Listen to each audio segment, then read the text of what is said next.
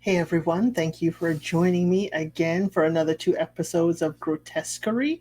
We are going to cover episodes 5 and 6 today. So, can you do me a favor? Can you like the video, share, subscribe to the channel so you don't miss out whenever I upload a video and more? So, we have a lot to cover. A lot. The story actually moves much faster than it did last time. So remember, they picked up someone that was in the smoke that was absolutely covered in dirt. Well, it turns out to be a girl named Andrea.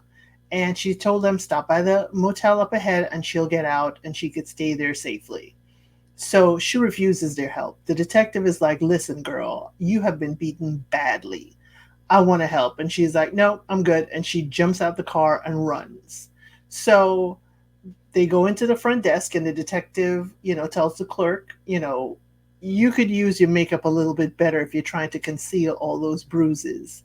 So she's thinking the clerk is kind of like Andrea. And the clerk is like, I don't know what you're saying. I don't know. Whatever. So at the room, Sister Megan goes on her knees to pray. She is just praying. And one thing about these scenes when we started, it's fast paced. It's like you're huffing, you're puffing. It's like everything is moving so fast. You could hardly like look left or right. So Sister Megan had asked the clerk, like, why is the pool water purple? And she's like, it's the ash mixed with the chlorine. It makes it acidic, so it gives it that tinge. So the detective, decides to drink water. We haven't seen her have a drink since she left on this adventure with Sister Megan.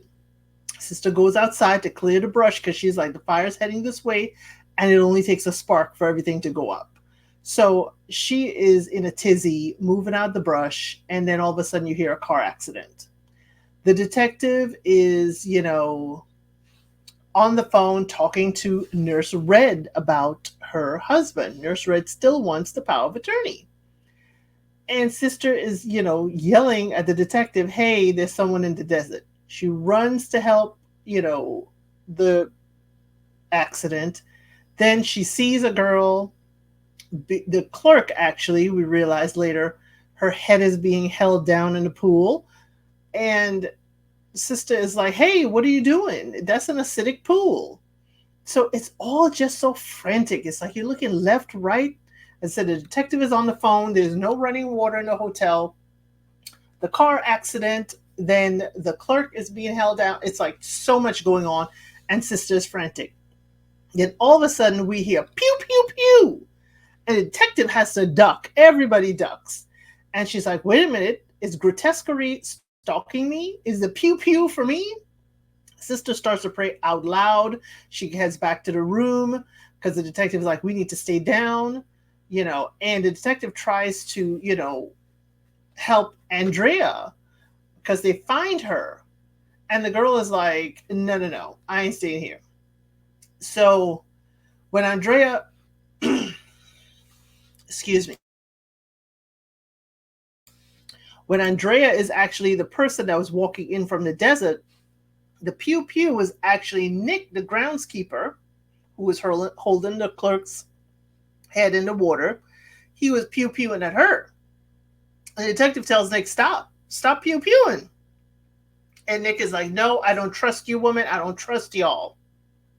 Then all of a sudden, this black car pulls up, grabs Andrea. Now, Nick is just pew pewing at the driver, and it seems like either he misses or it looks like the bullets are bouncing off of the driver. We can't see who they are. They're covered in black, face obscured. They pick Andrea up. They pick her up and take her to the car. And the detective is like, I'm out of ammo. Sister Megan decides she's going to run out there. The detective's like, no, we can't because we'll be surrounded on all sides. Sister Megan is like, I don't care. She runs out to try and get to Megan, and the perpetrator from the car turns around and pew pew Sister Megan in the chest. Sister Megan turns around. The whole scene slows down, and she collapses. Whew, the car drives off with Andrea. Ambulance arrives, and Sister Megan is being taken to the hospital. but we hear in the background the flatline sound. And it's like, what the heck happened to Sister Megan? Apparently, she survives and she is, in a coma or asleep. They didn't tell us, but her eyes are closed. She's in a hospital bed hooked up to machines. Then Father Charlie comes in. He brings her flowers. He tosses the other flowers saying she don't like those. I'm like, dang, Father Charlie, you are not her boyfriend. Even though y'all had an encounter in the previous episode, you are not her boyfriend. The detective says, when he asked, what happened? Why was she out there? Detective was like, she's covering the unalivings for you. You asked her to do that, like the Catholic Inquirer. And I wanted to pass out laughing because that is exactly how the father wanted it. So Father's like, who did this? They were following you. They were hunting you, detective. You used her for bait, and you use all people. You have no idea who is in this bed right now laid up. Go find the person who did this to her. Go now. And then he says, please. And I'm like, dude, the please don't help. You were erratic. The police chief is waiting outside, says, hey, Lee, we need to review all of your cases and who could be coming after you from those previous cases. She's got 10 cases that could be the reason. And I'm like, Detective Tyron, 10 cases? You have 10 cases from this small town of people who may want to come back on you. That's a lot. So detective guesses someone called Glorious McCall, who was supposed to be serving life, but apparently she got out 2 months ago. They didn't say how long ago she was arrested. She just said she should be in there for life. So all of a sudden, the next scene is the detective sleeping on the floor. A glass is tipped over. We don't know if it's alcohol or not. The phone is ringing. Apparently, it's a new crime scene. The cops are gagging outside in the bushes, okay? They are gagging. They're no longer just standing still. So apparently, this is a maternity house for the church where women go to give birth and they decide if they're going to give their babies up for adoption. The crime scene is in one of these rooms. There are 3 women on 3 different beds, and there is a message written in blood on the wall for the detective. It says, follow me, Detective Tyron, and let the dead bury the dead. And it quotes, I believe it was Matthew something. I didn't catch it, and I was like, ugh. So the 3, I am going to, usually my banner says for entertainment purposes only, I'm going to do a trigger warning, and I'll also hold my hand up so you can know I am discussing a crime scene. So when my hand goes down in probably a minute or 2, you will know that I've stopped discussing the crime scene if you wish to turn away. So this is your trigger warning. So in the maternity ward, the scene is 3 women, each on a bed, and they were all given a C-section, and they were left open. I said it, they were left open. There's no sign of the babies. They would have lived, the detective said, if they were stitched up. But they were all just laying there because they bled out. Unfortunately, that is exactly what happened. It is so sad. So there's no sign of the babies anywhere. And as I said, the message to the detective was written on the floor in blood. Okay, so that was the crime scene. And the ladies would have lived if someone had given them medical attention. So the detective's like, he waited till I was out of town to do this because he needed all this time. My thing is, this is a house for all these ladies to give birth. There's more than 3 ladies there. So how is it he could have done all of this with no one noticing right under the nose of the Catholic Church? Very suspicious. So the cops, whose name is Jack, the one that wanted her gone before, says the governor asked the FBI to take over and he may lose his job and they may ask her to retire. He's like, we're out. Detective's like, I ain't leaving. And she's like, I ain't going nowhere. He's like, a newspaper said this was too much for the local town and the person is taunting her. So if you're not on the case, maybe he won't continue to unalive people. Detective is like, it has to be me. And then the cop's phone rings. The detective is like, until we are removed from this case, we are working this case. So after the phone call, Detective Tyron pulls up to the house with kids, and there's a very fun-loving officer there talking with the oldest kid. Said the mom left with a man, and the mom was pregnant. So the detective loved that he noticed this and knew to call it in. And so she's like, Franklin, that's the new cop, the young cop talking to the kids. I could use you. She leaves. She comes across an abandoned car with signs of, blood all over the passenger seat. And it's right beside an orchard. An older woman is standing in the orchard.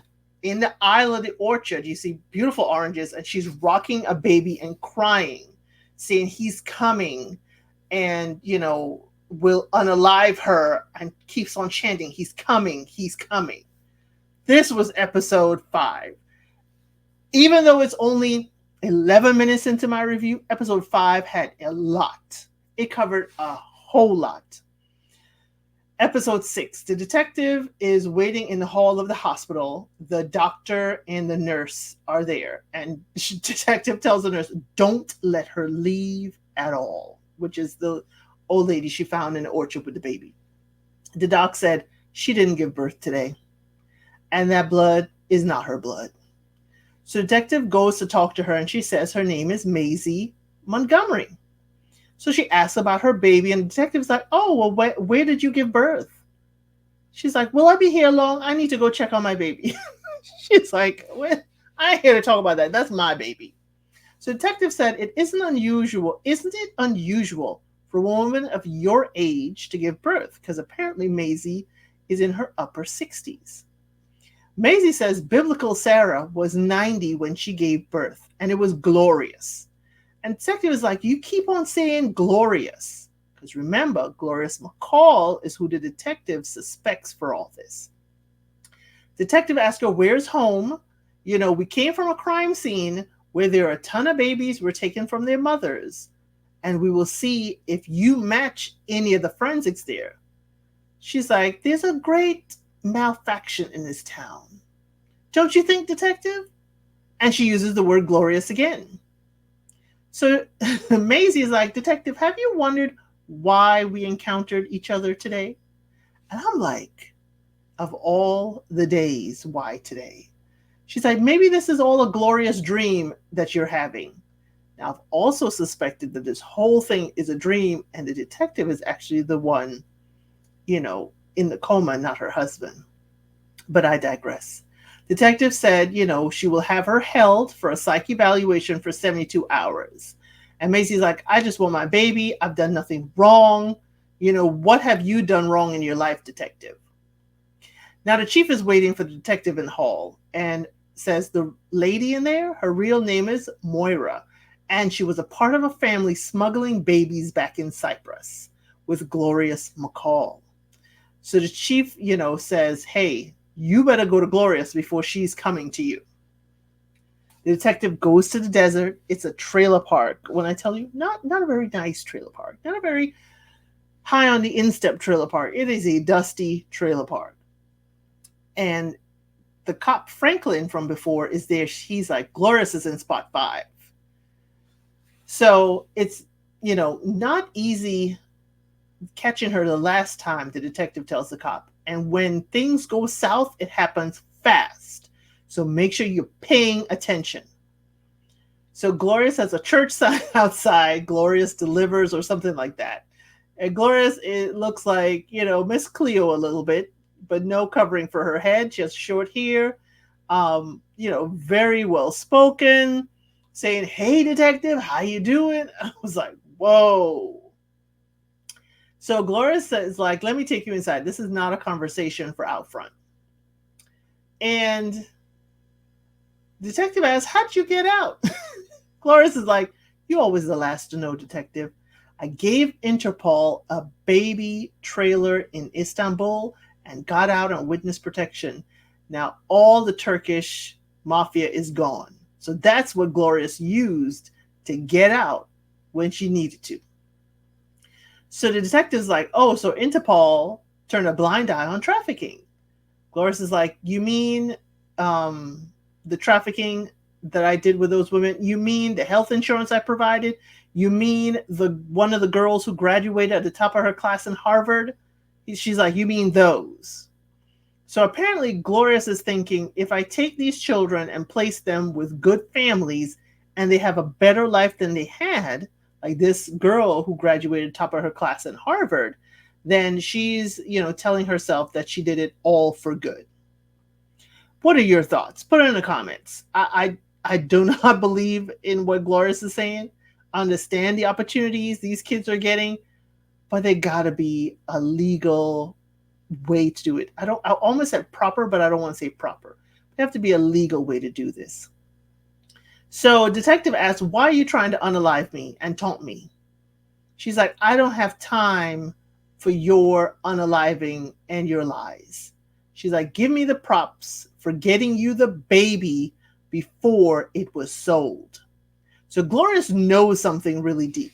So the cop comes over and whispers in the detective's ears, hey, there are two people outside with some heavy weaponry. He says exactly what the weaponry was, but I'm not going to for the sake of this review. Detective says, can we go and talk in the station, Glorious? She's like, her days of submission are over. And apparently the guy at the window points his weaponry at the cop. And the cop takes him down, and he takes down the other two. The detective stops Glorious from grabbing her weapon from her purse. She had a big old purse. It was a nice size weapon. She's like, you're going to get a long jail time, even if you're a confidential informant for having that weaponry as a felon. Glorious is like, you're being toyed with by a false prophet who thinks we are at the end of days. He wants to use you as his holy lamb. He thinks the unaliving of a good woman will jar people and turn people to salvation. She's like, I sent Maisie to you because she was one of his congregants. And the detective finally looks at Maisie and is like, okay, I'm listening now. She had that look. She didn't say it, but it's like, oh, okay.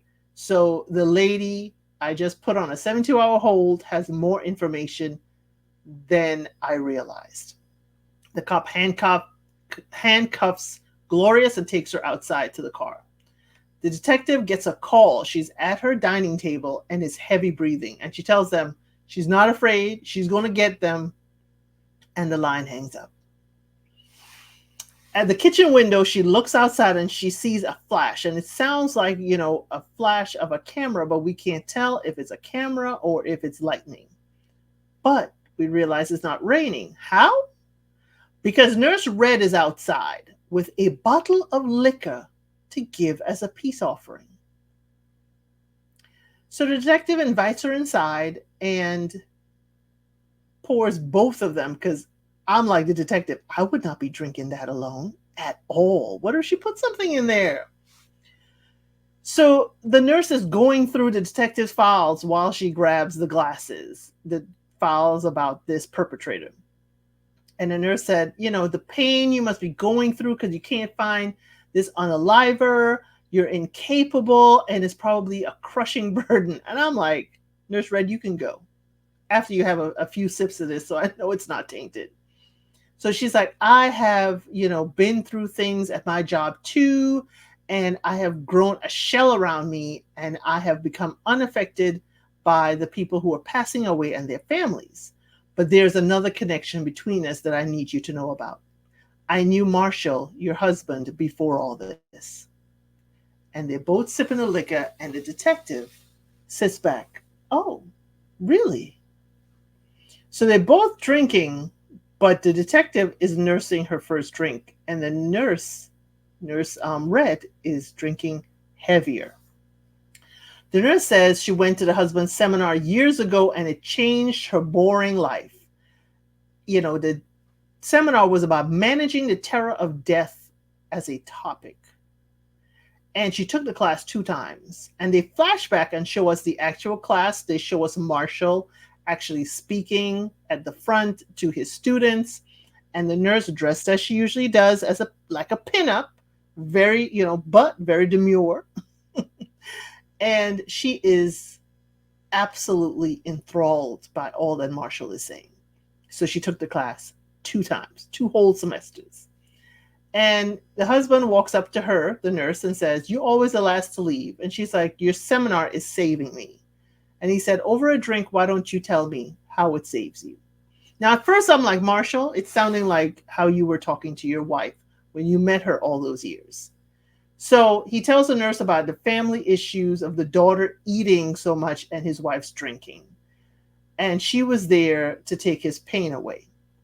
So the nurse also tells the detective he refused to leave his family, you know, and then all of a sudden he's in the ER and on life support. And she felt like she lost his light, and the detective never valued his light. So the detective stands up and put both hands out. Give me your hands. Let's commiserate. And the nurse says, "I owe you more than my rage about this, and I thought you would be holding a weapon to my face." The detective's like, "You spoke too soon," and grabs her weapon. Whoa! The nurse is like, "What?" And remember, the nurse is definitely more tipsy than detective. Detective's like, "If I see you around my husband ever again, you will be the one on life support. On the count of 4, get out." The nurse yells and runs all the way out of the house. I was like, "You go, detective, tell her, get on my face." So detective goes to visit Maisie, that's the woman who had the baby in the orchard. And, Maisie's like, "I have rescued children from him. He is a prophet of disassembling. And Glorious made me see he was a false prophet. There are not good mothers that we took the babies from, and they would have given their babies away to strangers who would have used them in inappropriate ways." I'm using the language for YouTube so you can understand, okay? That is not exactly what she said, but I will not say the stuff that will get me, a ding on YouTube. But Maisie goes on to say he lied. He said he was giving the kids to good people, and he does admire you. So detective is asking, "Where are the babies?" Every time she says something, "Where are the babies?" And, she's like, "He showed you where the ground opened up. He wants you to be his martyr." Detectives, "Where are the babies?" All of a sudden, they get a call. The cops swarm a milk factory, a milk bottling factory, actually. SWAT is going through the rooms. It is dark. All of you seeing are the spotlights of the flashlights on the SWAT weaponry. And they're like, "Clear, clear, clear." They're just going through the whole building. And what they see next is harrowing. Up above on an elevated platform are women with their hands tied behind their back. They are alive. They are definitely alive. They are crying, but the hands are tied behind their back, and they are attached to the cow milking stations, and they are being milked from above. Okay? Babies are below in bassinets, and they are feeding off of this milk. Okay? So it's coming directly from a nursing mother down a tube, down to the babies who are eating it through their mouth like they usually would. The detective goes further down the hall. She passes all of this alone. I'm like, "Why are you walking down this hall alone?" And then you're hearing the clock of her heels. Why are you wearing heels to a crime scene? Why to actually on a raid? It's just like the nurse wearing heels at the hospital. No wonder your feet hurt. Then we had classical music playing loudly, and I'm not sure if it's the scene or if it's actually the show. So she pulls back this hospital sheet and finds photos of her all over the wall. The most recent photo is from the kitchen window where we saw that flash. And she is just disturbed looking at this, eyes bugged. So the closest one to her and the largest one was that kitchen window photo. Then all of a sudden we see a blue gloved hand with a knife in it come up behind her, with the knife going to her throat. She's having a flashback in her mind, cutting over to the daughter and the orderly Eddie laughing and having a good time. Then the nurse standing by the husband's bedside laughing and having a good time. And we cut away to Sister Megan for a close up on her hospital bed, and she opens her eyes to wake up. The detective pulls, she looks and sees the blue gloved hand. She grabs it away from her neck. She throws them over and she turns around and she goes pew pew straight to the chest. Whoever it is falls, and she goes to unmask them and she pulls the mask off, and all we see is their jaw, and that ends episode 6. Whew, thank you so much for joining me. I know it is a very short recap and review, but I tell you, it is worth the time to watch the episodes. Just the anticipation, the pace of it, and hearing all of the background noise and music, it adds so much more to it. So I want to thank you again for joining me for Grotesquerie. Please like the video, share it with a friend, subscribe to the channel.